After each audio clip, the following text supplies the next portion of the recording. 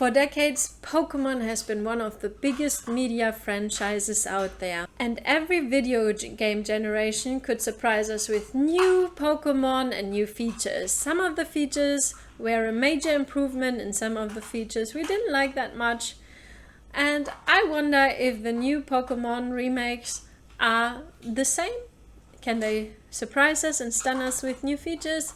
Or was the original version actually better? Pokemon Shining Pearl and Brilliant Diamond have been released, and they are remakes of the 2006 Pokemon versions Pearl and Diamond.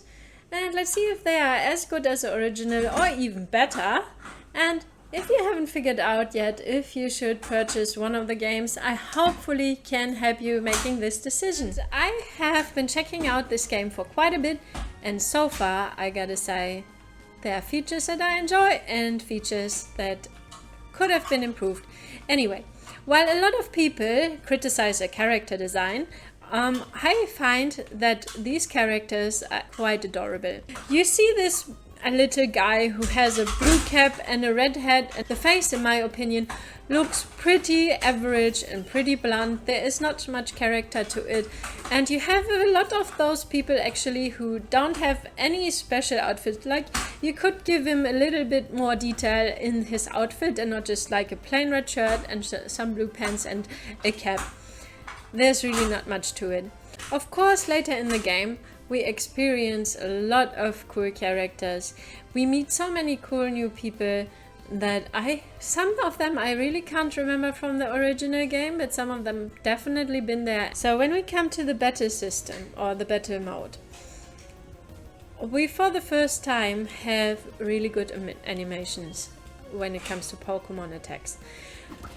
Do you remember the animation models of Pokemon Shield and Sword, where we sometimes just have a Pokemon that moves? And for example, you have, I don't know, I just from the top of my head making it up, you have a fire type attack and you have an electro type attack, and the movements from the Pokemon are exactly the same. They just kind of move onto another Pokemon, and then you see like a boom or a bang kind of animation, and that's it. One of the features that have been different in most games, it changes every now and then, is how experience points are shared. So with every fight that you win, every Pokemon that you battle, you gain experience points for the whole team.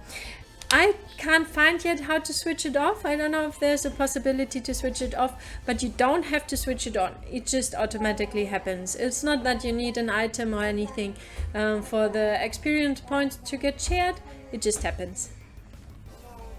Which is good if you want to level up your whole team, which is not too much of an advantage if you want to level up specific Pokemon in your team. Another nice thing when it comes to Pokemon is definitely that we find shiny Pokemon again. Of course, they are rare to find, but it's really fun to go for shiny hunt. And as you can see with the popularity of streams on Twitch or YouTube, people love to go for shiny Pokemon. A nice feature that we have from the original game is that you have the Pokewatch, which gives you different apps to do different things. As well, you can control the HMs with this, so the hidden moves. It works differently this time than in other Pokemon versions. You know how you always had to reserve one slot for your Pokemon that has a VM that you couldn't delete? At least it was in most Pokemon versions like this. Well, there's no need for that anymore. So you get the HMs and you basically just don't have to teach them one of your Pokemon.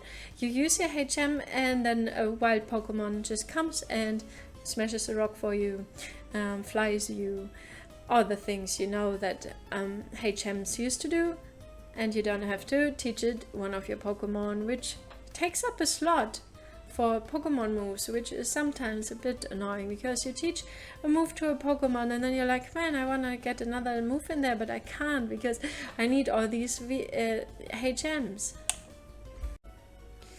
Yeah, so here we see the Pokewatch in a close-up. It tells us what we earn then it tells us our status of the Pokemon, which is always a nice feature, that you don't have to go back to the bag and not the bag, but that you don't have to go into the menu and look into your Pokemons.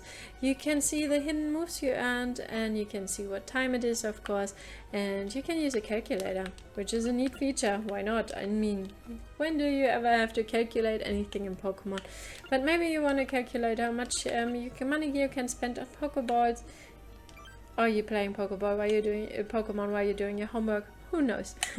The Pokewatch is a really neat feature, which we had in the original game, but you can also hide it in this game by just holding the R button, in case you didn't know.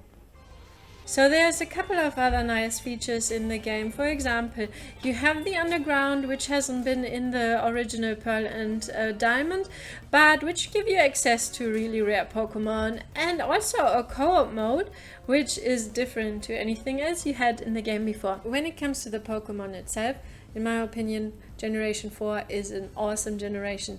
People might agree or they might disagree, but you have a lot of awesome Pokemon in this generation, and since it's a remake and not a new Pokemon generation, you don't have the Gigantamax or the Mega Evolution, which I really appreciate. I didn't like them too much, frankly, but I love that it goes back to where this wasn't there yet. We have Articuno and Zapdos and Moltres in Shining Pearl, and we have Entei and Raikou and Suicune in the Brilliant Diamond version. So this is definitely a point where you should really think about which Pokemon you like better and which Pokemon version you should go for. For my part, I prefer the version exclusive Pokemon in Shining Pearl, but since you have the online features and you can play locally or globally, you can actually exchange between different versions. Also, since this game is compatible with Pokemon Home, which is of course new because we haven't had it back then when there was Pearl and Diamond, you can basically complete your Pokédex. Also, with Pokemon Shining Pearl and Brilliant Diamond, we have an expanded Pokédex. There are Pokemon that haven't been in Pearl or Diamond. So this makes the whole game far more interesting than the original in terms of catching Pokemon and finding Pokemon to complete your Pokédex. All in all, I think Game Freak managed to develop a really great remake here. Of course, there are some improvements that could have been done. Yes, for example, the cutscenes. I don't really like the way they use just those simple chibi characters in the cutscenes, while in the battle scenes we have the proper 3D models that are looking amazing. Also, the textures and the lighting in the game is not as good as it could be with the HD graphics of the Switch or even the OLED version of the Switch. But it's well done. Like, the lines look clear, the picture looks crisp. I like it. It's not everybody's cup of tea. I know a lot of people who don't really like the chibi aesthetics. To me, they are very adorable. And then we come to all the new features. They are amazing. I love the underground. I like the secret bases.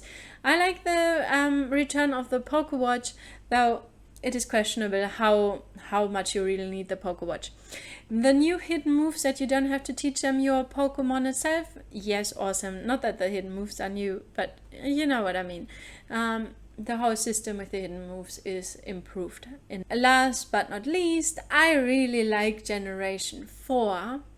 And the Pokemon exclusive are lovely. I prefer the ones that are in Shining Pearl over the ones that are in Brilliant Diamond, but you can always exchange your Pokemon.